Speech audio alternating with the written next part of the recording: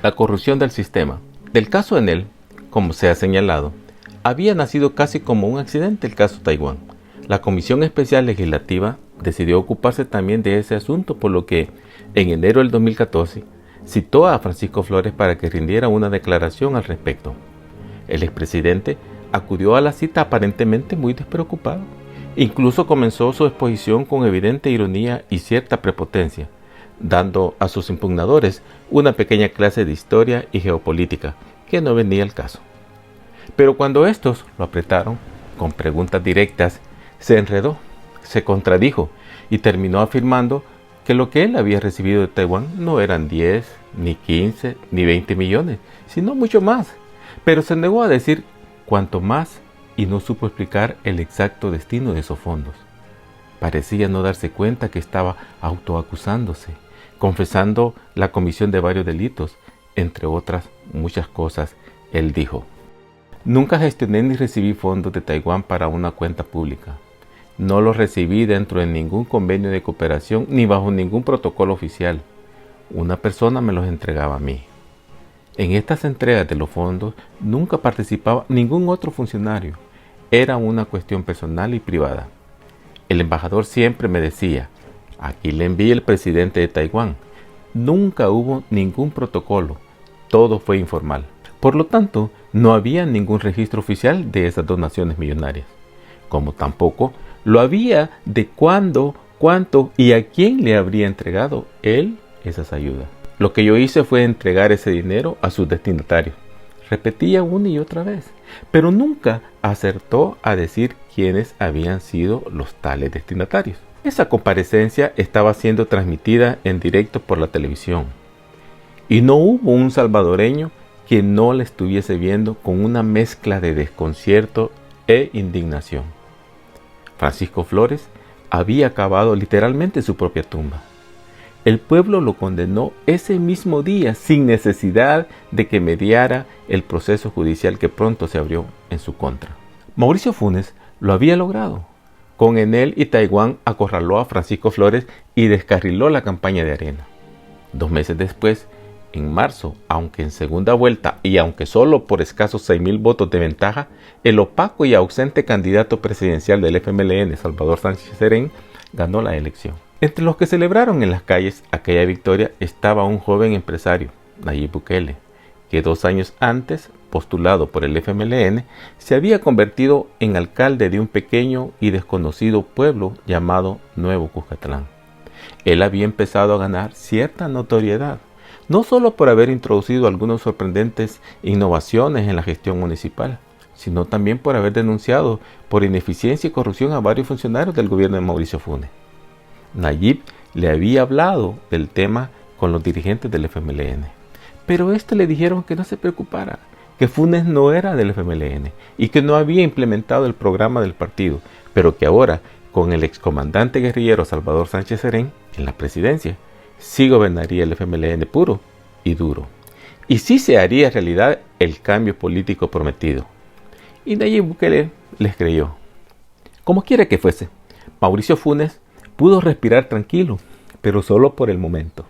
El 1 de mayo, un mes antes de que le entregara el poder, la Fiscalía acusó formalmente a Francisco Flores por los delitos de peculado y enriquecimiento ilícito, pero el expresidente Flores ya se había dado a la fuga. Como para coronar la maniobra de Funes, el mes siguiente, el Juzgado Séptimo de Instrucción de San Salvador ordenó el embargo cautelar de los bienes de los 9 exfuncionarios públicos inculpados en el caso Enel y de la misma empresa transnacional, por un monto aproximado a los $2,000 millones. El intocable don Billy Solván y sus encumbrados amigos tendrían que sentarse en el banquillo de los acusados. Mauricio Funes entregó la banda presidencial el 1 de junio. 3 meses después, la mañana del 5 de septiembre del 2014, de pronto y sin que nadie lo esperara, Francisco Flores se presentó voluntariamente a los tribunales, desde donde fue remitido, esposado, a las Bartolinas de la policía. Posteriormente, un juez le concedió el arresto domiciliario. Mientras se instruía el caso, semanas después, la Cámara Primera de lo Penal revocó la decisión del juez y el expresidente fue enviado de nuevo a la Bartolina. El 30 de octubre, Francisco Flores sufrió un cuadro de trombosis y fue ingresado a un hospital privado. Su situación era bastante grave, por lo que el juzgado primero de instrucción le concedió de nuevo el arresto domiciliario. En esa condición estaba cuando volvió a ser hospitalizado de emergencia y falleció a causa de un accidente cerebrovascular el 30 de enero del 2016. En agosto de ese mismo año fue capturado el exfiscal general Luis Martínez.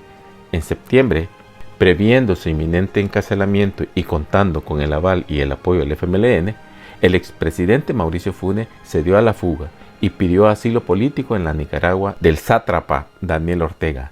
Un mes después, en octubre, el expresidente Antonio Saca y varios de sus funcionarios fueron enviados a prisión. Posteriormente, Saca se declararía culpable de enriquecimiento ilícito y malversación de $300 millones del erario público, y la Fiscalía General de la República giraría orden de captura contra Mauricio Funes por el mismo delito y por la cantidad de $350 millones.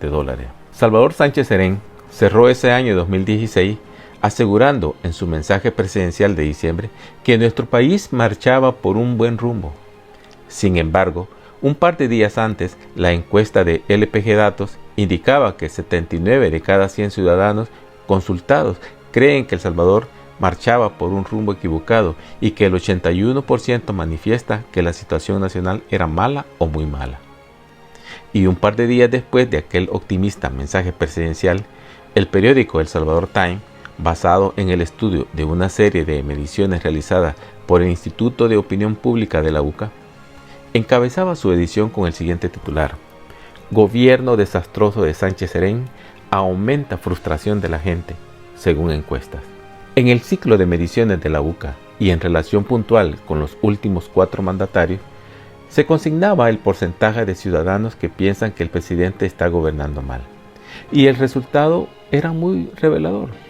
Francisco Flores, 28.9. Antonio Saca, 29.4. Mauricio Funes, 28.8. Salvador Sánchez Serén, 50.6. Por su parte, la investigación de LPG Datos también ofrecía resultados muy ilustrativos.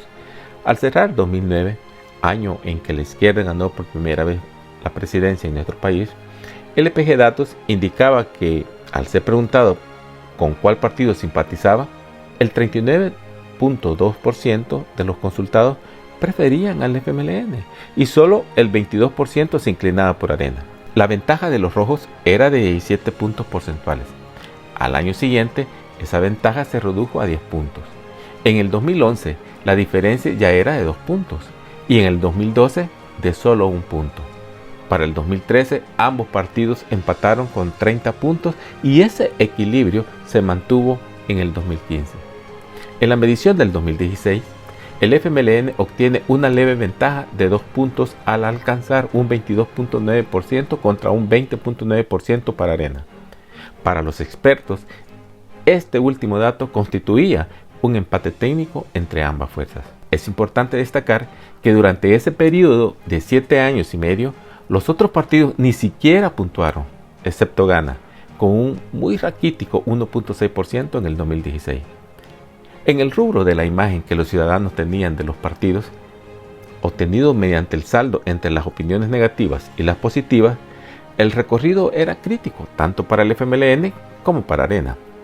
Al cierre del 2016, el partido Arena era reprobado con un menos 3.8%, pero el FMLN se derrumba hasta un menos 10.5%. Pero el panorama no era menos desastroso para los partidos menores. Gana tenía menos 13%, el PCN menos 15% y el PDC menos 17%. Si a esto agregamos que, según LPG Datos, el órgano legislativo, el judicial y todas las instituciones del Ministerio Público tienen aprobaciones menores al 50%, la palabra desastre como arquetipo de la realidad nacional estaba más que justificada.